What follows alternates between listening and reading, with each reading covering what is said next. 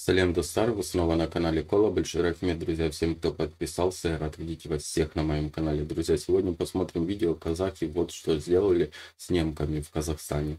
Смотрим все. Давайте посмотрим, увидим, что здесь расскажут, покажут. Друзья, перед просмотром не забываем подписываться, проставлять лайки, прижимать колокольчик. Видео выходит каждый день, видео выходят все по вашим заказам, друзья. Алхак, смотрим. Всем привет! Курт – камень, спасший жизни. Перед началом видео, пожалуйста, не забудьте поставить лайк и написать комментарии для продвижения видео. В далеком 1990 году в Казахстан прибыла Гертруда Платейс, бывшая заключенная Акмолинского лагеря жен изменников Родины. Тогда она впервые поведала сотрудникам музея Алжир, как в первый раз увидела местных казахов и как они отнеслись к заключенным женщинам. Дело было в одно буранное зимнее утро. Женщины-узницы под усиленным надсмотром конвоя собирали камыш на берегу озера Жаланыш для постройки бараков. У каждой заключенной была своя норма, и для ее выполнения приходилось работать по 17-20 часов в сутки. Измученные женщины буквально валились с ног, когда из зарослей камыша выскочили старики и дети, местные жители соседнего казахского села Жанашов. Старшие дали команду, и дети стали забрасывать камнями женщин. Конвоиры начали громко и жестоко смеяться, мол, видите, вас не только в Москве, вас и здесь, в ауле, даже дети не любят. Было очень больно и обидно, и в первую очередь, морально, вспоминает Гертруда Платейс. Такие избиения повторялись в течение нескольких дней. По лицам оскорбленных узниц текли слезы. Они тихо взывали к судьбе и роптали на несправедливость задурманенных и озлобленных сталинской пропагандой казахов. Но однажды, обессилев от летевших в нее камней, Гертруда споткнулась и упала лицом на эти самые камни. Секунду спустя до нее донесся запах творога. Камни, от которых она так старалась укрыться, пахли сыром и молоком. Она подняла один из них с земли и положила в рот, он оказался очень вкусным. Она собрала камешки и отнесла в барак, где находились заключенные, среди которых были и женщины-казашки. Они рассказали, что это курт, соленые и высушенные на солнце плотные комочки творога. Оказалось, чтобы хоть как-то помочь пленным женщинам, местные казахи нашли единственный способ, который не привлекал внимания надзирателей, ибо был сокрыт под маской жестокого пренебрежения к пленным. Казахи пережили голодные 1930-е годы, но даже страх потерять своих детей не останавливал их. Втайне они прятали в кустах кусочки вареного мяса, лепешки, курт и толокно. Благодарность на всю жизнь сохранилась в сердцах выживших. Все лагеря плохие, рассказывают женщины, но именно в казахстанских выживали многие и, в первую очередь, благодаря казахам. Они на себе испытали голод, холод, лишение. Стихотворение «Курт. Драгоценный камень» было написано по воспоминаниям Гертруды Платейс преподавателем истории Раисой Голубевой.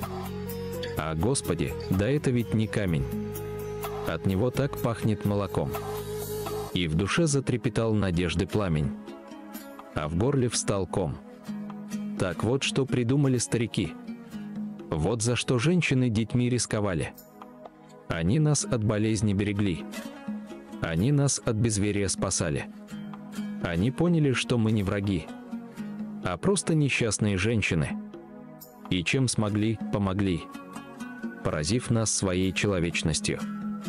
Я молча поползла по льду, собирая драгоценные камни. Теперь я отвратила от них беду, спасая их от охраны.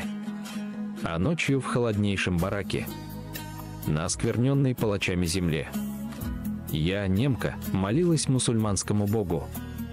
Да ничего не просила себе. Я просила старикам здоровья, женщинам, матерям счастья. Особенно я молилась за детей, чтобы они не видели несчастья. Я прошла все круги ада, потеряла веру и друзей. Но одно я знаю, что только так и надо воспитывать детей. Да, друзья. Зачем тюркам Это правда, друзья, это настоящая правда, потому что у меня где-то был ролик, да, Алжир вроде называется, этот, как концлагерь, чтобы что-то не то сказать, не буду приукрашивать, друзья. Но на старом, да, канале у меня была вот то только длиннее реакция, когда дети забрасывали камнями молодых женщин, которые собирали камыш, да, для постройки лагерей. И просто, друзья, честно, вот те немцы, которые сейчас выражают благодарность, те моменты вспоминают, как людям было очень тяжело, друзья. Я просто понимаю, что э, как люди натерпелись, вот и везде вы вот просто, или это мое какое-то, может, я себе уже что-то приукрашиваю, или как-то пытаюсь себя накрутить против русских. Везде присутствовали русские, когда вот людям было плохо жить, или голодомор, да, казахский народ сколько страдал от от русского народа. Это даже теперешние события, когда у вас митинги были, кто убивал казахов на казахской земле, русские, вот все вот это понимание, вся вот эта история, когда ты пересматриваешь всю эту историю, и смотришь правдивые факты и видишь вот эту всю правду, как люди страдали от русских рук. Вот они страдали на самом деле, и это вызывает просто непонимание, почему люди вот такие ожесточенные и жили в каком-то... Нет, чтобы помочь, чтобы выжить, чтобы больше людей выжило. Нет, они делали вот эти ссылки, делали какие-то непонятные вещи, чтобы убивать, истреблять народы, да. У меня дедушка, друзья, был, царство ему небесное, он был в концлагере в немцах и говорит, ну, тоже говорит, не сладко было, потому что они широкие штаны, и вот ту картошку, которую они чистили, там, немцам, шкурки они собирали себе в штаны, забрасывали и отваривали и кушали вот эту шкарлупу от картофеля.